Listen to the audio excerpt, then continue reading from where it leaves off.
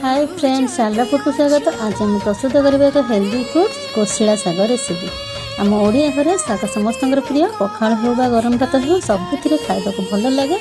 ये रेसिपी सागर आलू बैगण पड़े आहरी अधिक टेस्ट आसी जाए। आलू बैगण शाग को भल भाव धोई छोट छोट कर काटि ना। तेल गरम करवा, तेल टे गरम होगापर फुटण पियाज रसुण कंचा लंका पकई टी एपट सेपट करवा। परिवा सबको पकईदे, आवश्यक अनुसार लुण हलदी चिली फ्लेक्स ऐड करवा।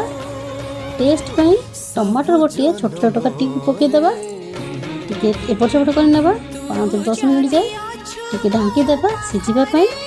शाग पकई एपट सेपट करने 5-7 मिनट जाए। प्रस्तुत होगा कोशिला शाग रेसिपी। केमिति लागिला ये रेसिपी कमेंट माध्यम जनइबे। लाइक शेयर सब्सक्राइब करेंगे।